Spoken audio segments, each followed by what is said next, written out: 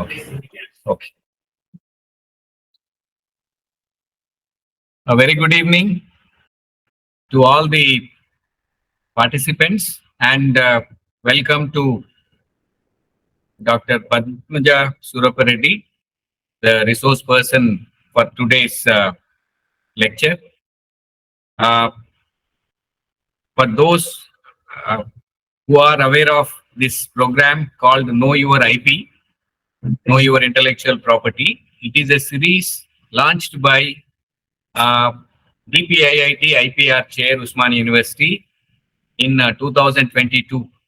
It's an online web series, and like TV serials, we also have different seasons. This is season 3, and the first one was in 2022, where we have had an occasion to host number of experts from the field of IPRs, including some of the administrators from the office of CGBDT, including Dr. A.S. Kardam and many more. And the second series was during 23-24 till the end of March, where we had 10, enlightening lectures delivered by the stakeholders in the field of IP. And we are beginning the series 3 and with the first episode. And we are very happy to have Dr. Padmaja Surapureddy, one of the most experienced intellectual property rights professionals, who comes with not only her domain knowledge, but also with lot of legal experience. And now, in fact, it is my pleasure to give a brief introduction of Dr. Padmaja. She is right now the CEO of iProPAT Intellectual Property Solutions. In fact, she is the founder director. And when I met her maybe about 20 years back, she was with one of the leading pharmaceutical companies, multinational corporations. And now she has established her own intellectual property firm. And she has been providing services through her firm to various corporate and academic institutions in intellectual property related matters, with more than 25 years of experience in the industry, pharma industry, as well as the Masters in Chemistry degree from Hyderabad Central University, and armed with a Ph.D. in Chemistry from Osmania University. And she is a lawyer, having completed her LLB, and she also holds PG Diploma in Intellectual Property Rights from Osmania University. And added to this, she is also a qualified patent agent. I have had the occasion of, in fact, observing Dr. Padmaja Madam for the last about 2 decades, and her enthusiasm is really infectious, because on a number of occasions I saw her speaking on different topics with the same kind of in-depth knowledge, be it the startups, the designs, the trademarks, or patents. And that shows her perfect knowledge in the field of intellectual property rights. And she has also undergone training at renowned law firms in the United States, with the experience of handling both domestic and international litigations. And she also deposed in several ANDA related litigations in the US. And Madam is a member on the Board of Avishkaran, which is an incubation center floated by NIPER-Hyderabad, the premier institution dealing with the the pharmacy research, to facilitate individual inventors and startups to get the benefits of the research facilities. Dr. Padmaja is also an empaneled member in the core expert committee of Telangana State Biodiversity Board, and she has a lot of expertise in patent filing for different countries, including India, US, and including the filing of patent cooperation treaty applications all over the world, in European Union, in Canada, Australia, Japan, so on and so forth. And she has a lot of experience in the drafting and filing of, hold your breath, more than 2,000 patent applications.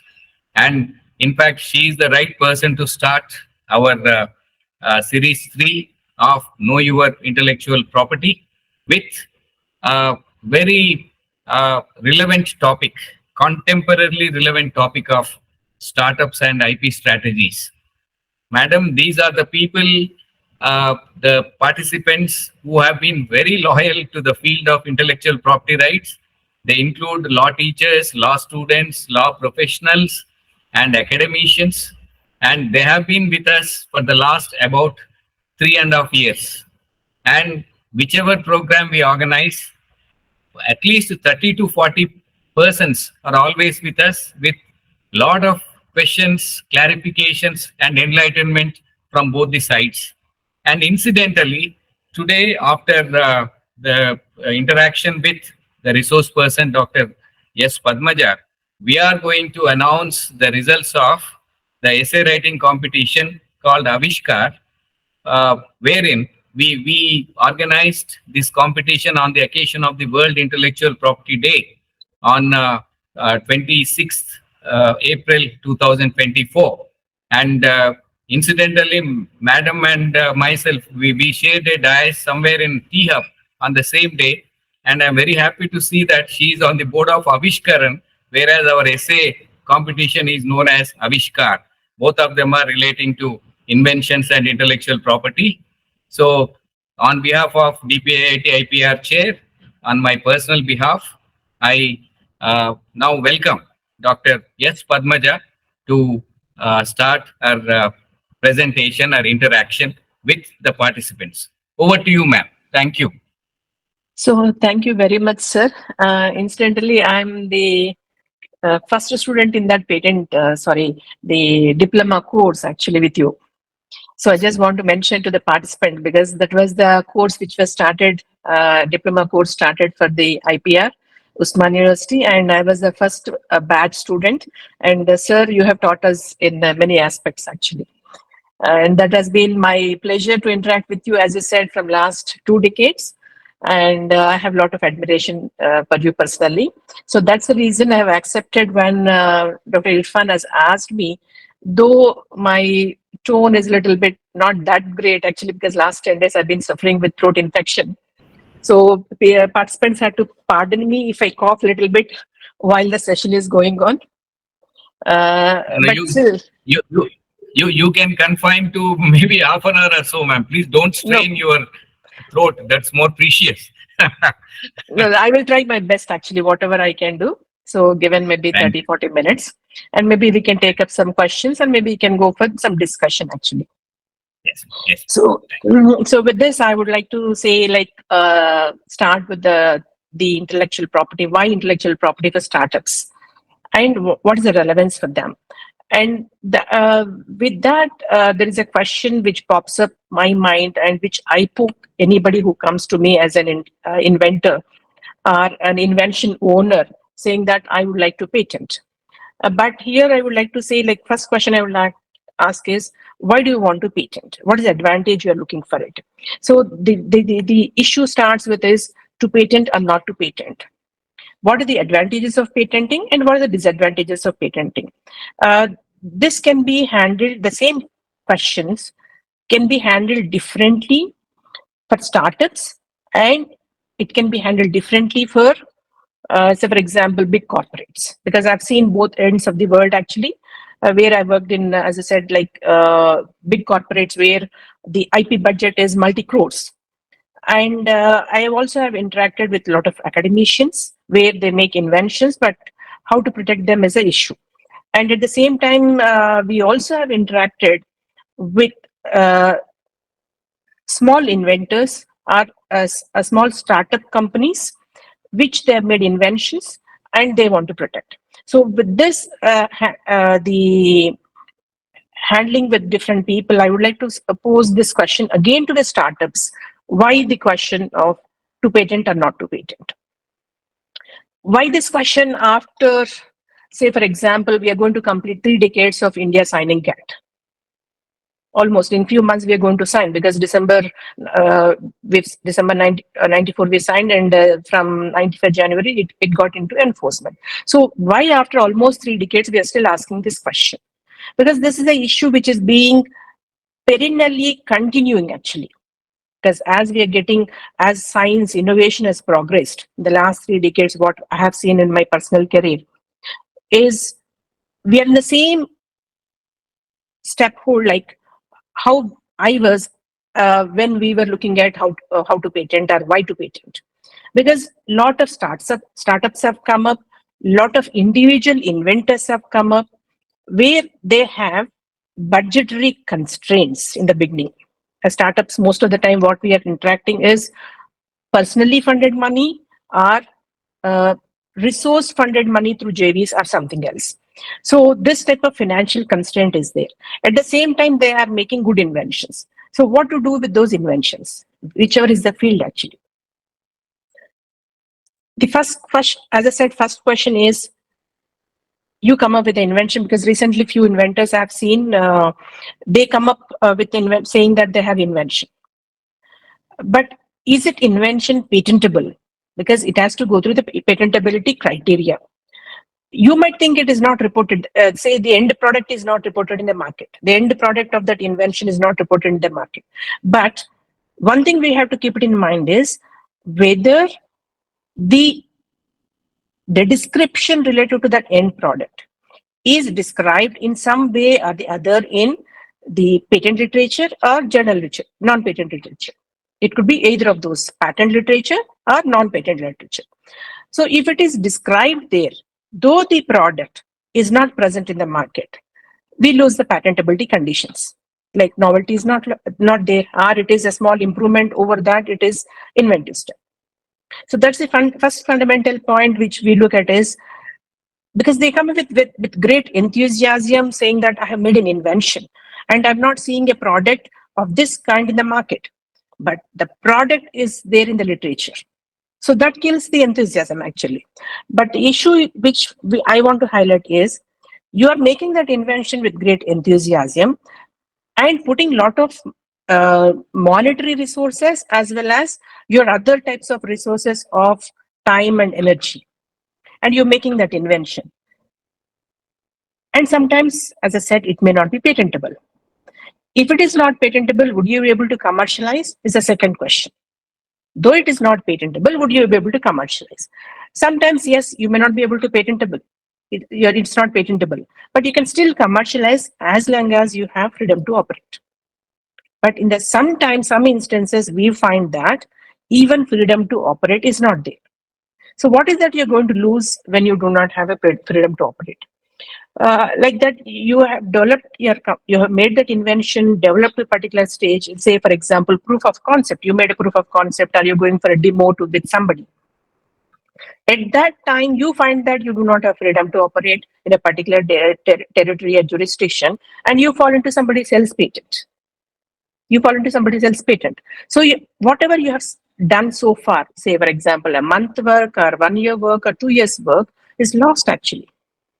In that process, you're losing a lot of things, like, as I said, money, time, effort. So this is the first thing which has to be done the moment you get the idea.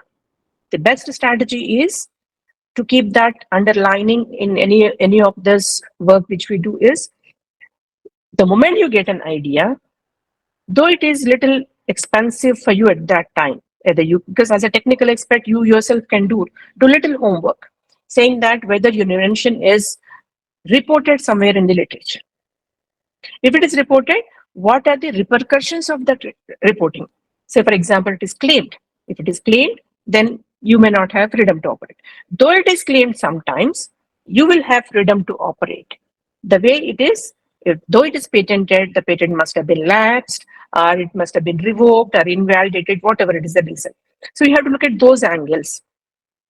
But that, as I said, it has to be done in the beginning only. It cannot be done after you have put in effort of 1 or 2 years of your time, and you have to go back again zero if you do not have freedom to operate. So this is the first fundamental point which I would like to stress upon for any of the startups or any of the individual inventors.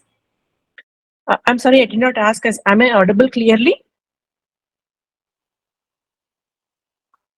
Yes, madam, you are audible. Okay, fine. I'm sorry, I forgot to ask that actually. So So this is the first fundamental point which has to be addressed. If you address this, at least a step, you have crossed a step in the total process of you making the inventions and commercializing it. This is from IP perspective. There could be other milestones and steps which you have to cross through in the development of your product and commercialization. That's a second parallel which runs along with our patenting system. So this is something which you have to keep it in mind at this stage, like whenever an invention is made. Because we have seen that happening very often recently. Like many people are coming up with saying that I have made an invention, but a quick search of that is coming saying that it is reported already. And it's a recent classical case where they have done it. A lot of effort from a couple of years as an NRI who come back and worked in the started a small startup company in India. The product is very good, but at the end of the day, they're not able to patent it. So, but they have a commercial interest in patenting it. Because what is the commercial interest in patenting, apart from freedom to operate, is you would attract commercialization partners because it is used as a business tool. Intellectual property is used as a business tool. Why it is a business tool is you can license it out somebody, and you can give it away by way of assignments. You can even give it by way of tech transfer, though you have an IP protection. Due to which, what happens is you can get some upfront and milestone fees which you can attract. So if it is IP protected, the fees would be much better. What is the level of betterment is different. It has to be product to product. If it is not IP protected, the licensing fee, whatever it is, it could be milestone, upfront, royalties, whatever is the category or definition you have for the licensing fee, it would have a different type of negotiation. So when you have an IP, it is advantageous. When you do not have IP, there is a different. Why it is disadvantage is whatever product you made, whatever invention you made, the moment it is commercialized by you or your commercial licensing partner, somebody else can enter into it. Same product, they can develop it by seeing your product without any issue. They need not put in so much of effort like you have put in making the invention.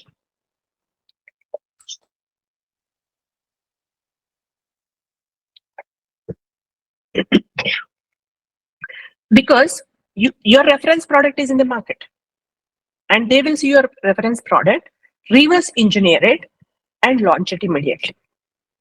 This happens especially in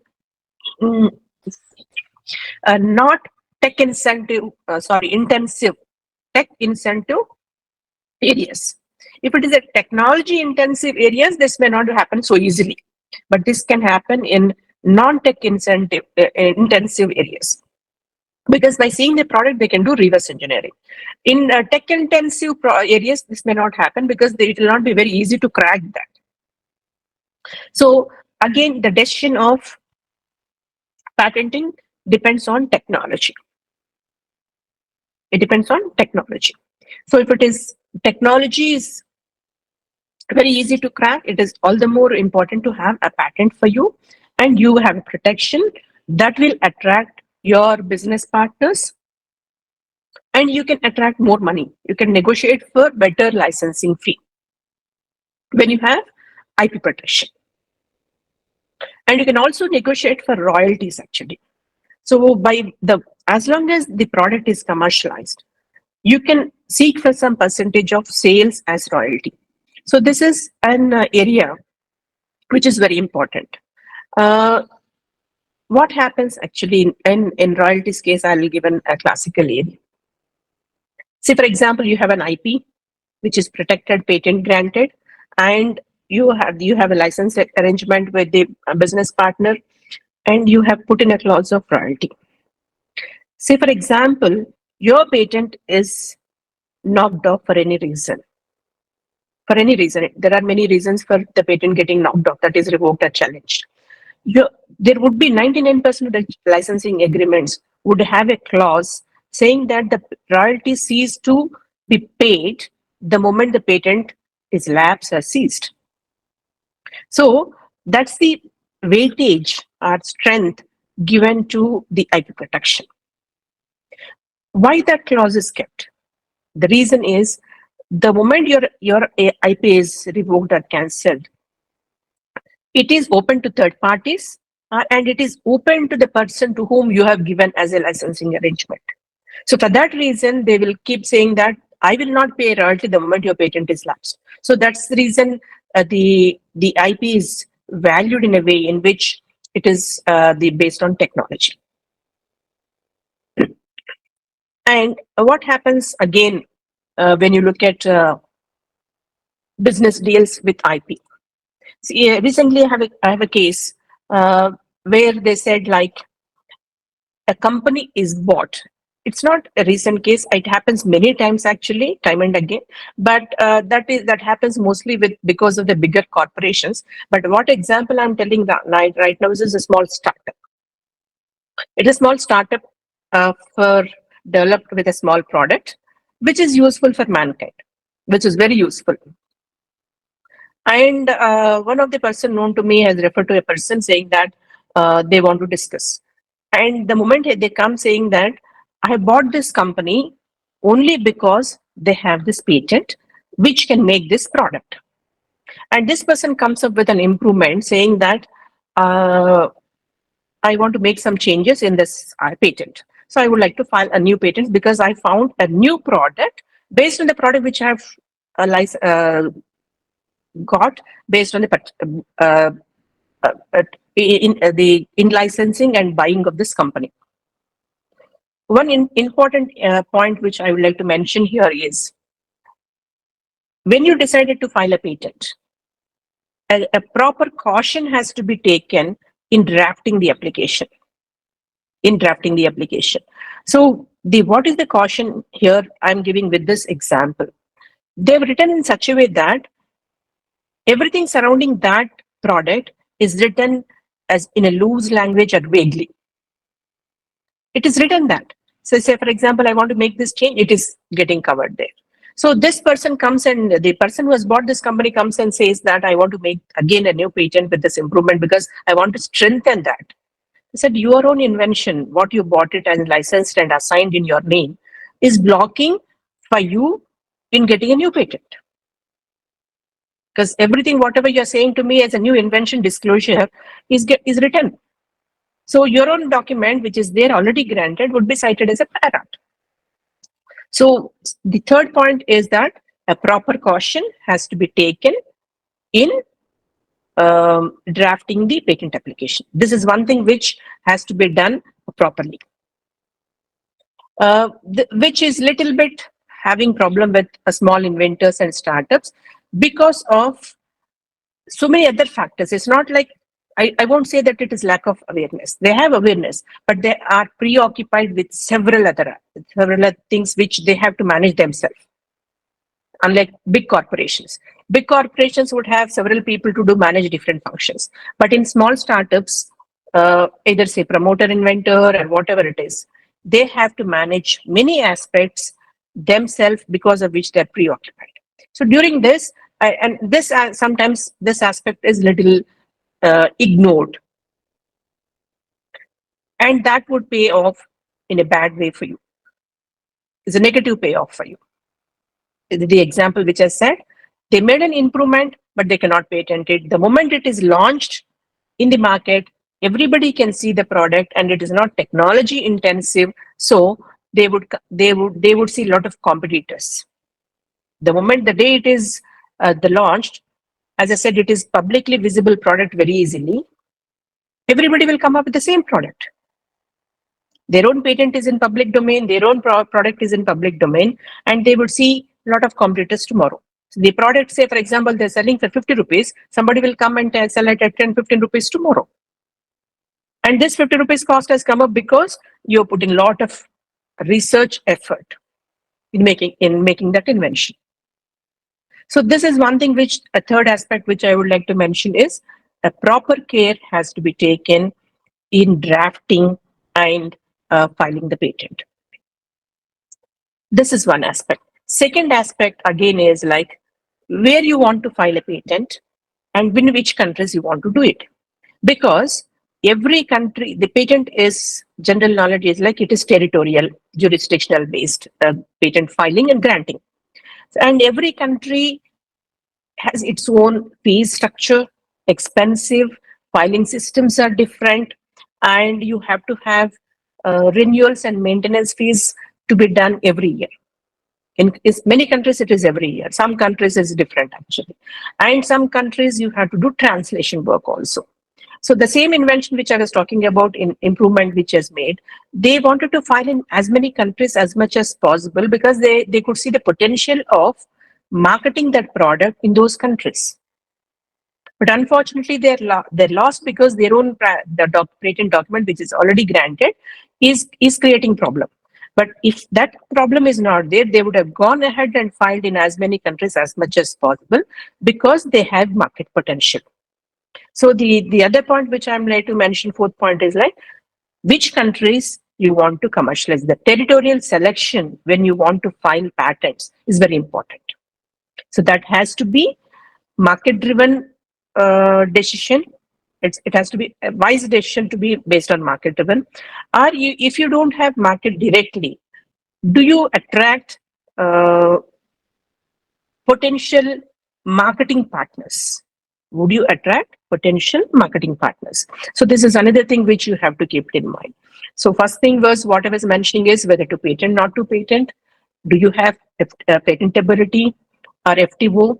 And if you have patentability, how you're going to draft your specification.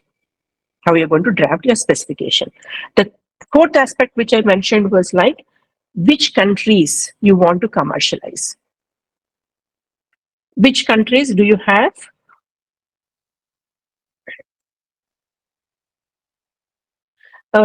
In which countries you want to file the patent. So that's one thing which we have to keep it in mind. And another aspect, as I said, just briefly mentioned, was when you want to file a patent, you have to decide based on technology. If it is a fast-moving technology, easy to circumvent, and it's easy to make a me too product based on the technology which you have described in your patent, I would personally say like it's better not to file. Because the reason is the moment you file a patent application, whether you go for early publication or after publication within 18 months, your document is in public domain. Anybody can view the document and then reverse engineer, as I said, in those areas. So that's, and if the claims are loosely drafted, it's easy to circumvent. Easy to circumvent, they can tweak around your own claim and then come up with a new product. In those cases, again, it's a thing that whether we should not be able to do patenting. And another area is like fast moving technology, these mobile apps and all those things. So you try to patent today something and tomorrow that becomes obsolete. And you're spending money in filing patents, getting it granted, maintenance, everything. And that technology becomes obsolete tomorrow. And some new technology is coming up within few months. But in those few months, your patent must not have been granted itself. So in these areas, again, it's a decision which is to be taken wisely, saying that whether to file or not to file. Again, will it become a blockbuster product?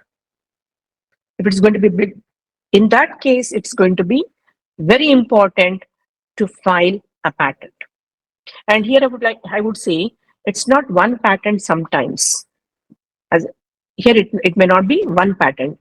You may have to protect the periphery of that patent again. Periphery of the patent.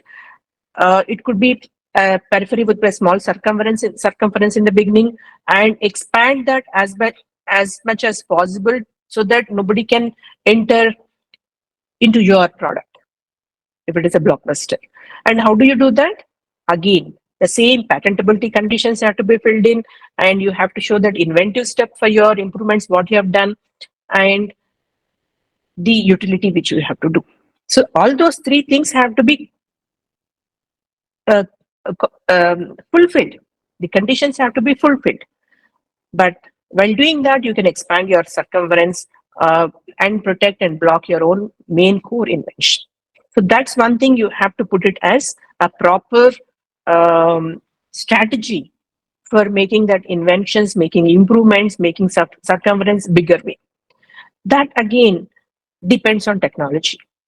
Each technology definitions would have different, how do you build up a portfolio of patents surrounding the same product or a patent.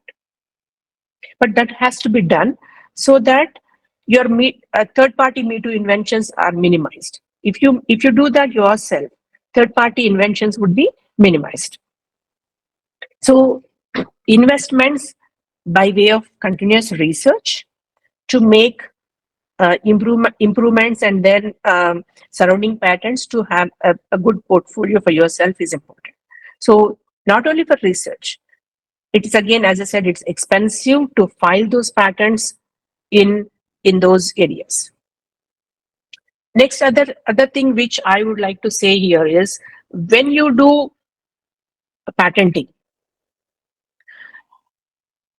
the fifth aspect I would like to mention is whether your patent is enforceable, your intellectual property is enforceable or not. If you're not able to enforce means like say third party companies or small individuals are utilizing your invention for commercial benefit. So if they are using it without your knowledge for commercial benefit, would you be able to stop that? Would you be able to, especially this is very important for small startups and small individual inventors. The reason we call that as a language called patent policing. Would you be able to do that? Say, for example, it's a small product which is, as I said, like I mentioned a few minutes back, which is very useful. Everywhere it will be useful. But this is a company which is there in a small town. And they pump the product through whatever channels they have. So, for example, they are down south somewhere in India. They are pumping this product. But if some northeast corner or northwest corner, somebody is making the product and commercializing there locally, how this person sitting in down south in India would be able to would be able to do understand that the product which is sold in those areas is falls within your patent or not? Because you have to assess that. It's your responsibility to file a litigation if somebody is trying to violate your own patent right. That's called enforceability. And some products are easily enforceable by just seeing the physical nature of the product. Some technologies need little bit more thorough understanding, investigation, technical investigation to file to bring in a lawsuit against third-party violators. Some technology is very difficult. How you're going to benchmark or create a markup in the product to show that it is made based on the invention and your IP right? How do you prove it? So unless you have able to have a markup in the product to prove that anybody who's making that product through your technology has to be assessed. And sometimes it is very difficult to prove in the court of law also, unless you have proper technical evaluations.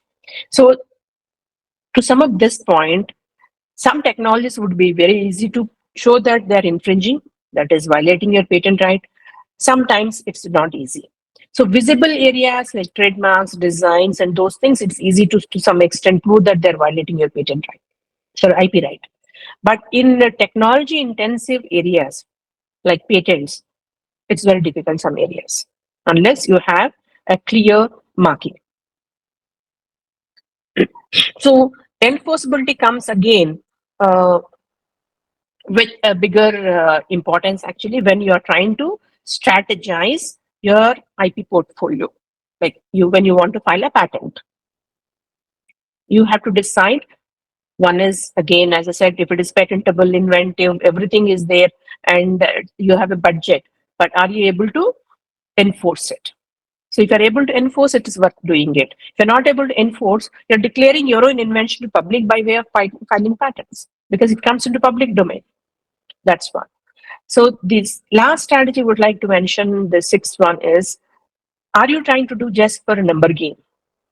Are you trying to just protect your IP just for number game? That's also very important. That's also very important, especially because it creates an intangible asset for your organization. The valuation of the organization increases the more number of IP assets you have. So that helps you to raise funds in future for development of your company. So this is another aspect which you have to keep in mind. So for example, everything is, for all the other points which I mentioned, though little burdensome, but if ultimately you're looking at some intangible benefit, tangible benefit is direct commercialization of the IP right and getting the commercial benefit. But indirect benefit is in creating an intangible asset by way of IP rights to the company. So what happens is, the more and the stronger IP would have, the better valuation to the organization. The more and the stronger. It's not like weaker patents. There could be weaker patents and then stronger patents. How do you define weaker and stronger is a different aspect. Actually, we will just address in 2 minutes. So the more and the stronger patents, the valuation to your company is very high. And it's one of the aspects when due diligence is done by any third parties. IP due diligence is also one of the aspects when a company is valued for its worth. Not only physical assets like buildings, office space, or the research space, or whatever it is, or the product sale. That's one aspect. The buildings and assets is another aspect. IP evaluation is the other aspect, which is part when any company is evaluated. So when the valuation is done, you can attract, if you have a better value for this IP, you can attract better royalties, better money, as I said. The stronger and weaker patent is different issue. The stronger is like nobody would be able to step onto your patent right or IP right. That's the stronger one. If your patent is weak, everybody, as I said, can circumvent, tweak it and make a Me Too product. Tweak it and make a Me Too product very easily. So that is a weaker patent. So the evaluation of IP depends on these aspects as well. So these are certain things which we have to keep it in mind when you are looking at you're protecting your IP right. So that is for the benefit actually. But there is another dimension of IP protection. Another dimension of IP protection is, we generally call it as defensive strategy. So what is the defensive strategy? Is you're just disclosing your invention. Just disclosing invention, whether you get a patent or not, whether you get protection or not. The reason is, somebody else would not file a patent around your product and block you from commercialization. Somebody else should not do that. So for that defensive strategy, sometimes companies or individuals would try to patent it. And the last thing which I would like to mention from the finance part, strategy from finance part. I should address it properly. See, especially from small individuals, startups, and academic institutions, we have a lot of benefits from the filing cost perspective. Benefits from filing cost perspective, which is given by the government itself. So, for example, we have MSME benefit, we have individual inventor benefit. The cost reduction is very high. So, if it is a startup organization, though it is a company, it could be LLP, private limited, a partnership company, we sometimes advise you to file in the name of individual inventors if the individual inventor is a promoter inventor. So that, because it's still in his control, to avoid the cost part of it, because so that you don't have any knock in the bottom line in the beginning itself, so that you can use that money whatever you're spending on that extra to do some other activity. So this is one strategy which we advise people, like, do it in individual inventors. If it is MSME, do it with MSME cost. And if it is individual inventor, you can assign your invention at a later stage to your own company, pay the full fees. You have to pay the full fees at that time. But that is after your product is commercialized, you can do that, where you have seen the revenue benefits coming out of your IP right. You can do that. But not initially. Don't spend too much of money on your IP right. Because your IP protection, strength of your IP would be same whether it is individual inventor or it is an organization. So there's no demarcation based on the entity which is filing the patent.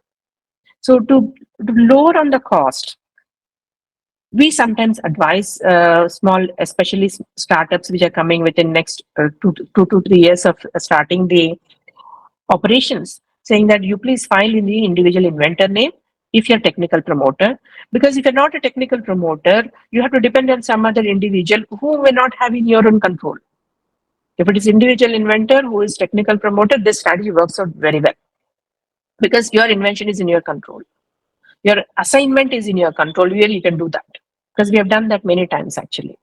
So you get it assigned to your to the company at a later stage. So this is something which I would like to say, like, you can do to reduce the financial burden in the initial stages of a startup. Because as I said, you have to look at many aspects, from not only from work perspective, it is also from the finance allocations, budgetary allocations. So instead of spending some X money here, you can use that X money in doing further inventions or further research or further putting up your facility.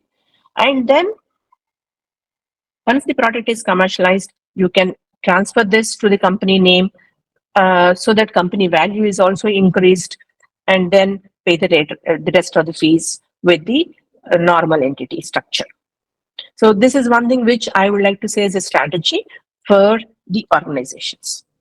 So to sum up what I have been speaking, actually, like, as I said, decide whether to file or not to file, and whether it is patentability is there, if or FTO is there, or just doing it for a business perspective, or just for number game actually, or you are trying to avoid third party competitors. So these are certain aspects as a checklist.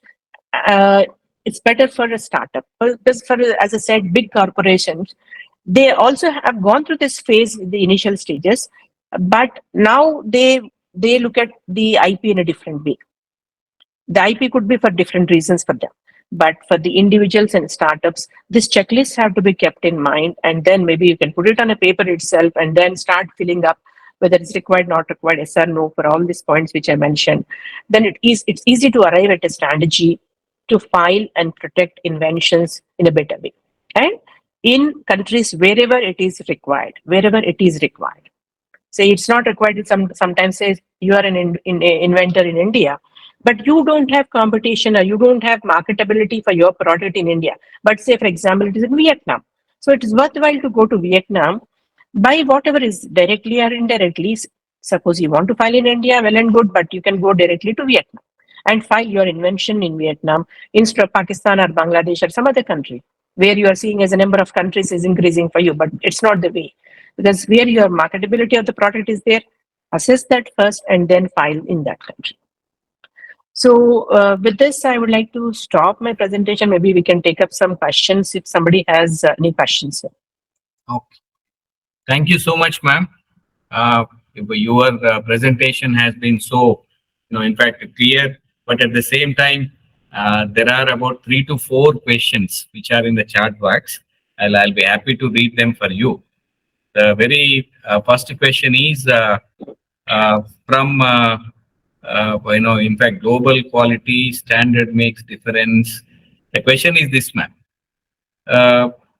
Madam, you said if it is not in market or marketable, which amounts to utility, can we not seek patent with a hope or future demand of future requirements, mainly because R&D works on confidential basis? This is one question. I think it is Dr. Should I Perumal. answer? Yeah, please, ma'am. Over to you. So as I said, like it's a good question, sir. Actually, the reason is, though it is not marketable immediately, but in future there's a possibility. Yes, when there's a possibility in future, it is well and good because you can protect your invention today. One point I forgot to mention is the timing of patenting, actually, or IP protection. The timing is also very important. I forgot that point I don't know somehow. So, but this question addresses that issue. So, why you should do patent now, though you don't have marketability immediately, is like tomorrow you're seeing future, or maybe next down the line, 5 years down the line, you're seeing each future. But at that time, when you want to file patent, it might be too late actually for you to, because somebody also parallelly must have done the invention for you, and they must have gone to the patent office to get the patent.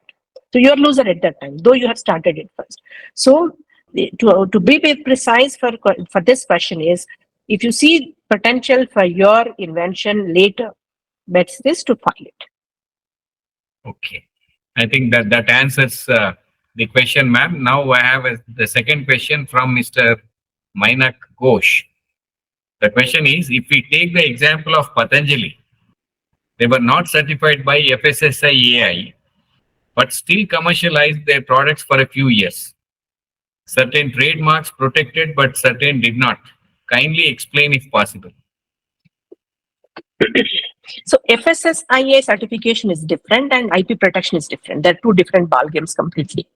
So FSSAI comes under the regulatory norms actually for food, healthcare, and any other types of products. So that handles it differently. It's a different agency which handles it. IP is different. FSSAI does not see whether you have IP protection, and vice versa. IP protection agents, like the patent office, does not see that whether you have FSSAI certification or not. FSSAI is for quality and several other aspects that has to be met separately. IP, as I said, it is different conditions: novelty, inventive step, and the utility. Utility definitely has to be fulfilled by way of some data, whatever is required based on the invention, how your invention is working. You have to show that your invention is working, because workability of the invention is one of the important criteria. So, as I said, be it FSSAI or DCGI for medicines, they are different agencies and they don't have interrelation to say that you have a patent, I will give FSSAI, you have a trademark, I have FSSAI, is different. They will not do that. So the meaning they have trademark does not mean that FSSAI has to give a certification based on either you apply or not apply. Even if you apply, FSSAI may not give a certification if it does not meet the standards. It is a requirement for commercialization, right, not for IP protection. Even IP protection is not a requirement for commercialization. So different, they have to be handled differently. I think okay, I've handled this. Yeah, yes, ma'am. And there is a related question from the same Mr. Mainak Ghosh. Says in India, we already know that every product has its own copy. If we take an example of Nike, to make certain type shoes within a week or two, we find same kind of shoes under the basic heading of first copy and so on. Yet, the original creator doesn't file any case for IP infringement. Can you elaborate this situation if possible?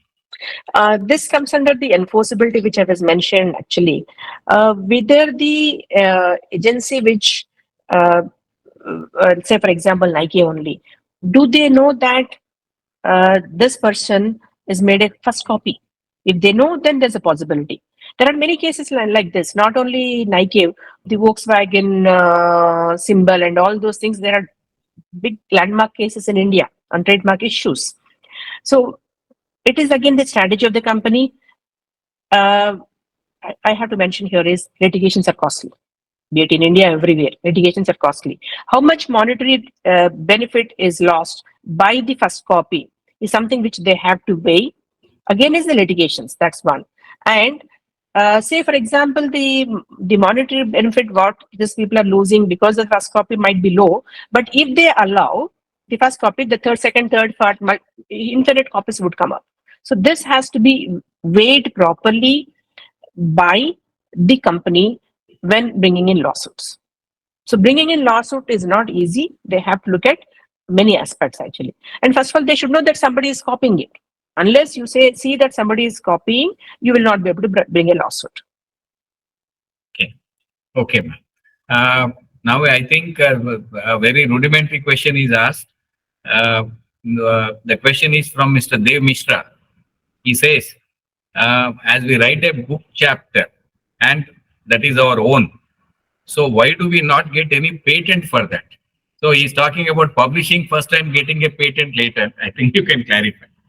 Yeah, the book chapter again is like two things here. Whether it results into a technology and a product, because for patent you need a product at the end of the day to see, like you have written a thesis, but whether that results into a product or not. If it is not resulting into a product, then it will not be a patent. It could be coming under copyright. Though it results into a product, the second aspect is though it results into a product, you have put it in your thesis. And if you're trying to file a patent after some time, because every country has their own rules and regulations, after you file or you publish your own invention, that is in the form of a thesis or journal, set timelines are there, and you go to the patent office and say that I want to protect this, they will not allow. They will not allow. Though it's your own invention, you have put it in your thesis. If it is come into public domain, by whatever is the methodology, you would lose novelty if you cross a certain timeline. For example, if you're crossing 1 year in India, you lose novelty, though it's your own publication. So it is better not to publish it unless you know the value of your IP. Yes, ma'am. Now, I think it is from a young LLB student, ma'am. Probably last question. He says, ma'am, good evening. I would like to start my own firm in IPR specialization. I am final year LLB student with diversified experience. Please advise. I think it is strategy, ma'am. Choice is yours. See, IP firm, again, there are two aspects of IP firms. One is litigating IP firms and prosecuting IP firms. Two things are different. So for litigating IP firms, you need not have a technical background, but for prosecuting IP firms, you should have a mandatory technical background. So it's your interest is to look at litigating IP firm is well and good, because we need a lot of litigators in India. I still advise, last 2 weeks back also I was talking to one girl, you should, instead of arbitration or something like that, you should come into this IP litigation, because we need a lot of people. We need a lot of people because the number of cases are increasing. Day by day, the number of cases are increasing, and we need qualified, well-educated people coming into this, and I welcome you to come into this area as a litigating partner if you do not have a technical background in Big Four. But if you have technical background, I also welcome you for prosecuting also, like patent drafting, filing. So two aspects. I think that's a very sound advice, ma'am. Now the last question, Mr. Mainak Ghosh, who asked the question in the context of Nike shoes, first copy. Yeah. And he has a connected question. So can't the consumer court take suo motu action for it? So IP and consumer protection together. Again, there are two different aspects, because unless somebody goes to consumer protection will not take any action, because again somebody has to go and file a petition for them. So otherwise consumer court cannot take any action again. So that again, the IP protector like Nike has to go to the consumer court. In normal IP cases, also sometimes Consumer Competition Commission of India comes into play sometimes.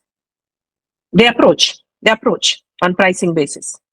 So it is, again, everything, whatever has to be done, it has to be done by the IP holder. Either enforcement of your patent or bringing lawsuits against the third parties, or approaching Consumer Forum, or approaching Competition Commission of India. It is your prerogative to decide and do it based on the merits of the case. Ma'am, if you have time, just two more questions. Just now no I problem, received one. No problem.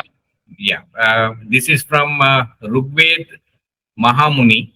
And his question is like this. Good evening, ma'am. My question to you was, shall patents related to life-saving drugs and other technologies related to production of green steel, and other green energy sources be made readily available for least developed countries, developing countries, of the patents being made by international companies of developed countries such as USA, Germany, UK, etc. And he says one of the most famous example being Elon Musk putting all the patents for battery production in public domain. This is his, loud thinking, ma'am. Yeah, this loud thinking is there from many, almost, I would like say, for example, from 2005-6 onwards. It's there in the life-saving areas. It is there in life-saving areas where they are easily available for LDCs and then developing countries. I will start with the example of HIV medicines, because it's not that, it's there still, but it's not that essential like in 2005-6. Wherein it was very prevalent, and many multinational companies were owning those inventions actually. So what they have done is they have given voluntary licenses actually. That's called voluntary license, without any royalty, without any milestone. They used to approach anybody, you want to use my patent, you use it and make a product and give it to LDCs. That was the concept which is there. And even today, it exists. Even today, it exists for all the life-saving medicines like antiretrovirals, anti-TB medicines.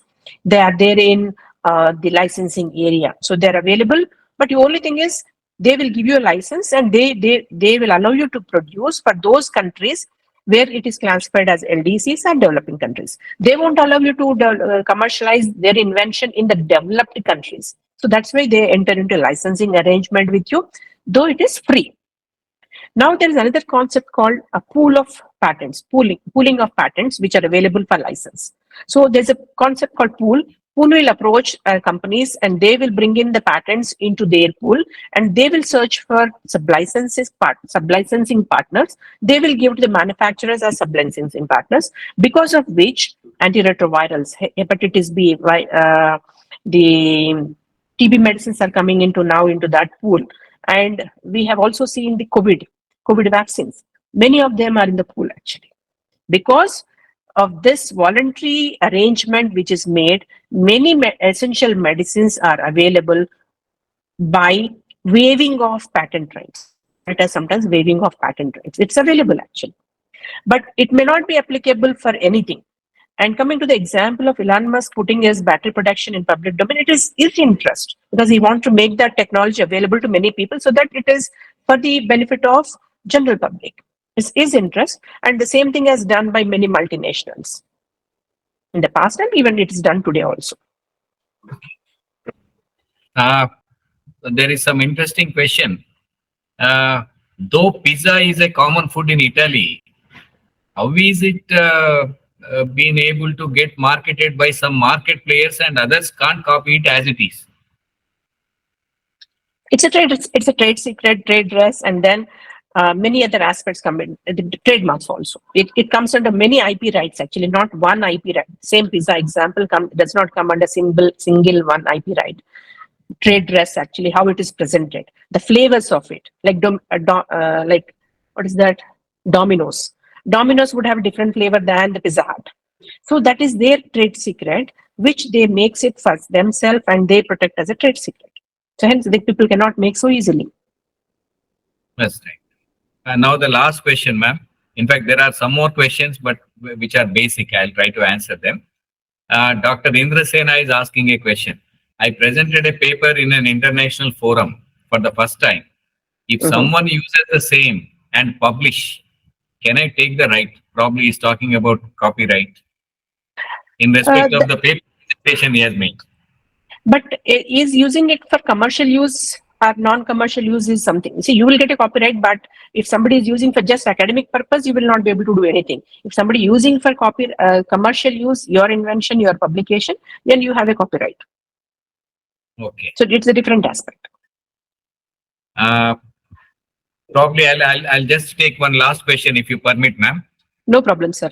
So this is from Khan Mahek. She says, I'm doing my BSc in biotechnology, in which we are learning to produce genetically modified products that are beneficial for humans. Is that protected under IP? or will it cause any ethical problem? No, they are protected under IP because genetic modifications are protected under IP. And of late, we see the CRISPR technologies. Many other technologies are protected under IP. Sir. Because it depends on the gene sequencing actually. Because you're doing mutations, gene sequences different, and gene sequences per se are protected. Okay, ma'am. So I think I'll have the remaining questions are probably they can be easily explained. But keeping in view, in fact, your expertise is something which they are savoring, and in fact, there are some compliments. Finding of this kind of great practical knowledge resource persons is very much appreciated and a big achievement for our DPIIT chairman. Thank you. We are getting a lot of compliments, and in fact, we are very happy that in spite of your, in fact, a small throat problem, you have readily agreed and helped your own alma mater, because we still remember those days when we were starting, these courses, and we were knowing not much, but we are trying to facilitate. So it's a long journey, and I'm very sure that majority of our participants, because now the strength is 107, ma'am. 107 people are online, and I think all of them have derived a lot of benefit from the practical interaction, and maybe they'll be trying to contact you also, but I have not shared your number. If anyone specifically asks startups, etc., then with your permission, we will try to share it. So thank you so much, ma'am, and for a wonderful, very interesting, in fact, presentation. Okay. So, ma'am, I think we will be waiting for one more opportunity to host you once again. Sure, Maybe sir. down the line on any topic of your choice, even for half an hour or so. But the benefit, the practical aspects relating to the IPRs and the benefit which is derived can't be compensated, and we don't get it even in 5-star ambience. I know that you know pretty well. So Yes. thank you so much, ma'am. We place on the it's my pleasure actually, sir. I could not deny you when you called me. Thank you so much, ma'am. Thank you, sir. I will sign off now. Bye. Thank you, ma'am. All the best to all the people. Thank you. Thank you, Bye. ma'am. Thank you. Now we shall announce the results of this Avishkar essay writing competition. We have 3, in fact, winners. I think they are anxiously waiting for the results. They are online, sir. And all of them are online. The winners are already informed, right? Yes. So now, for the benefit of all the other participants and contestants who participated in this essay writing competition, we have great pleasure in announcing the first, second, and third prize. And now I have great pleasure in announcing the third prize. It goes to Miss Aishwarya Rajendra Nepse. She is a student of LLB, Abhinav Law College, Ambegaon, Pune, Maharashtra. Congratulations, Aishwarya. Thank you for your interest and compliments for your achievement. I think you have produced a wonderful essay on Thank you. Thank you so much, sir. Thank you. and on the topic of intellectual property rights and sustainable development goals. Thank you so much. Wish you all the best, and our team will be contacting you. Irfan, do you want them to speak? Yeah. Then please stay online. Now I have great pleasure in announcing the second prize winner, Miss Ananya Singh, again a student of BA LLB, Faculty of Law, Integral University, Darshauli, Lucknow, Uttar Pradesh. Hearty congratulations, Ananya. Thank you so much for your interest and wonderful, in fact, write-up as part of this essay writing competition. Are you online? Thank you, sir. Thank you so much. Congratulations. Please stay online. Now the much awaited, in fact, announcement. It is the announcement of the first prize in the Avishkar 2024. I have great pleasure in announcing the name of Mr. Chetan R, a student of BA from National Law School of India University, Bangalore, Jnana Bharati Main Road, Bangalore. Hearty congratulations, Chetan. I think you have produced a magnum opus within exactly 2,000 words. Highly appreciated by the judges who evaluated. Are you online? Yes, sir. Thank you, sir. So compliments to you and Thank you, sir. NLSUI and in fact we congratulate all the three winners, and all the other participants are also equally winners. The difference was very marginal between in fact the formal winners and others are also. Every participant is a winner. Now I would like each of the winners to speak for 1 to 2 minutes. Let's start with the third prize winner first, Miss Aishwarya Rajendra Nefse. Kindly share your feelings, ma'am, on this occasion. Hello, sir. First of all, Yeah. thank you so much, sir, for this opportunity. I'm very glad to get this award and the third number. I don't have any word to express my winning and my happiness right now. But thank you so much, sir. Thank you. Thank you. Thank you. It's our pleasure. All the best. Now, may I Thank you, request Miss Ananya Singh, please? Second prize winner. Good evening, sir. I hope you are having a great day. I'm very pleased to participate in this competition, and getting a runner-up position is a very enormous thing for me. So very much I'm grateful to you all for guiding in all the procedures and the method of the competition. Thank you so much. Okay. Thank you so much. Thank you so much, Ananya. Now I call upon Mr. Chetan R, the first prize winner, to share his feelings on the occasion. Thank you, sir. First of all, thank you so much, sir, for deeming my essay to be worthy of the first prize in this competition. I really enjoyed the session which preceded this announcement, sir, by Padmaja ma'am. It was very enlightening for us students, especially in the IT, interested in the IP field. And thought it, sir, thank you so much, sir, for this opportunity and the recognition. Thank you so much. Now, in fact, our team consisting of Dr. Irfan Abbas, Mr. Nagaraju, and Shivvardhan, and others will be contacting you for in fact, sending you the cash prize through online transactions. The details will be taken from you, and all the winners will also receive a certificate each, and all the other participants also will be given a beautiful certificate on behalf of DPIIT-IPR-Chair, Osmania University, and DPIIT, Ministry of Industry and Commerce, Government of India. And we thank all of you for your excellent enthusiasm and hard work, analytical skills in coming out with these very impressive essays, and we'll be very happy to publish them, selected ones, including the first three. They're automatically selected in our blog spot and also in the open access online journal. Regarding that, our team will be constantly in touch with you. So, Irfan, do we have any more? Now I request our project associate, Dr. Irfan Ali Abbas, to propose formal vote of thanks on the occasion. Over to you, Irfan. Thank you so much, sir. On behalf of the DPIIT-IPR Chair at Osmania University, it is my pleasure to propose the vote of thanks. First of all, we would like to thank the resource person for the session, Dr.